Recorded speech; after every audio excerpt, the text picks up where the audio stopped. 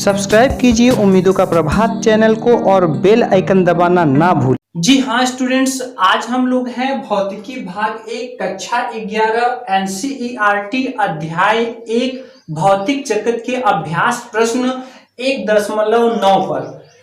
तो यहाँ पर आइए देखते हैं कि ये क्वेश्चन क्या कह रहा है।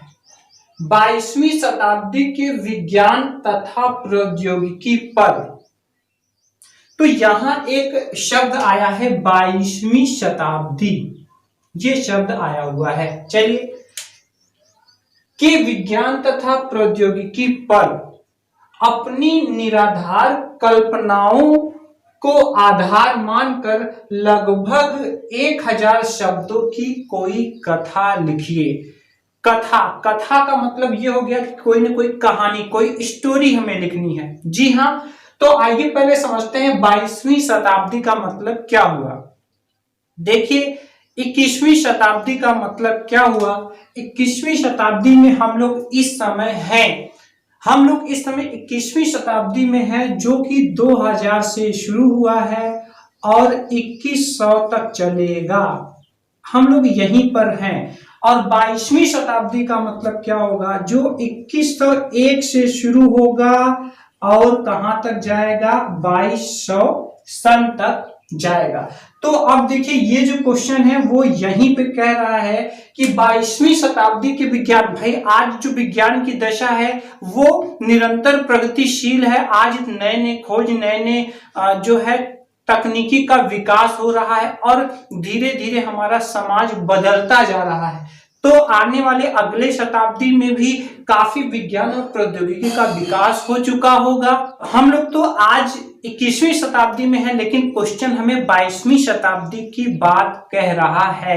यानी अब 22वीं शताब्दी में हम अपनी कल्पना को ही ले जा सकते हैं। हम आज के हिसाब से आने वाले कल का अनुमान लगा सकते हैं। तो वहां पर कह रहा है कि अपनी वैज्ञानिक कल्पनाओं को आधार मान करके लगभग 1000 शब्दों की कोई कथा लिखिए। देखिए स्टूडेंट्स, अगर किसी क्वेश्चन में अगर आपको 1000 शब्दों, 2000 शब्दों, 3000 शब्दों की बात अगर करता है, तो वास्तव में वो आपकी सोच को देखना चाहता है कि आप कितना सोचते हैं और आपके सोचने का दायरा क्या है। अगर हम वैज्ञानिक दृष्टिकोण से सोचे तो देखिए, आज से पहले चंदा को केवल पानी में देखा जाता था, लेकिन बीते कुछ दशकों के दौरान कई चंद्र मिशन हुए और चंद्रमा पर इंसान गया, वहां पर देखा, परीक्षण किया, अनुभव किया वहां के वातावरण को।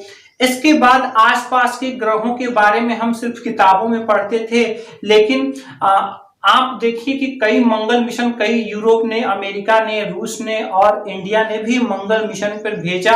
वहां पर भी काफी प्रयास चल रहा है। तो आप इससे अब आगे बढ़िए। देखिए, आज ये भी खोज हो रहा है कि धरती तो एक रहने लायक स्थान है ही, क्या कोई ऐसा भी ग्रह है जहां और भी जहां जीवन की संभावना है ब्रह्मांड में। तो ये कुछ ऐसे अनुमान हैं जो कि हमारे 22वीं शताब्दी में हो सकते हैं। आज ऐसे ऐसे अंतरिक्ष यान बनाए जा रहे हैं जो कि स्पेस ट्रैवल में काफी सुविधाजनक रहे और उनसे जो हमारी क्षमता है उसको हम और विकसित कर सकें। तो इस पर आपको मैं यही कहना चाहूंगा कि इस पर आप देखिए, 1000 शब्दों की कोई कथा। तो आप देखिए, बहुत सी फिल्में भी आप देखते होंगे, हॉलीवुड की साइंटिफिक फिल्म अगर आप देखेंगे तो वहां पर ग्रह, नक्षत्रों, स्पेस क्राफ्ट के बारे में बहुत सारी आपको नॉलेज भी मिलेगी और साथ ही आपका जो सोच है वो भी आपका बढ़ेगा। तो इसको आप अपने ज्ञान के आधार पर आप इस क्वेश्चन का आंसर लिखें, यही मेरा आपको निर्देश है। तो इस क्वेश्चन के लिए मैं इस क्वेश्चन का जिम्मेदारी आपको दे रहा हूं कि आप इस पर 1000 शब्दों का अपना जो है एक निबंध लिखें, एक स्टोरी लिखें, जिसमें कि स्पेस ट्रैवल और नेक्स्ट जनरेशन की टेक्नोलॉजी के बारे में आप अपने से जो भी सोच सकें।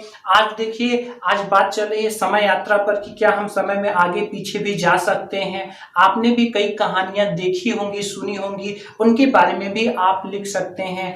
आप दूसरे ग्रहों पर जो कि ग्रहों की खोज हो रही है आने वाले समय में, तो उनके बारे में भी आप लिख सकते हैं। और देखिए कोशिका सेल की जो खोज चल रही है कि कोशिका या जीवन कैसे रहता है, कैसे खत्म हो जाता है, तो तमाम ऐसी सारे विषय हैं जिन पर आप लिख सकते हैं। तो ये क्वेश्चन के आंसर की जिम्मेदारी मैं आप पर छोड़ता हूं।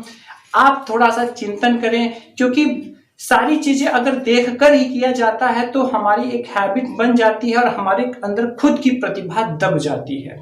तो इसीलिए स्टूडेंट्स इस क्वेश्चन के आंसर की जिम्मेदारी मैं आप पर देता हूं, और मैंने इस क्वेश्चन का मतलब बता दिया है कि ये क्वेश्चन आपसे क्या कहना चाह रहा है। तो मिलते हैं अगले वीडियो में नेक्स्ट क्वेश्चन के साथ। तब तक के लिए थैंक्स फॉर वॉचिंग।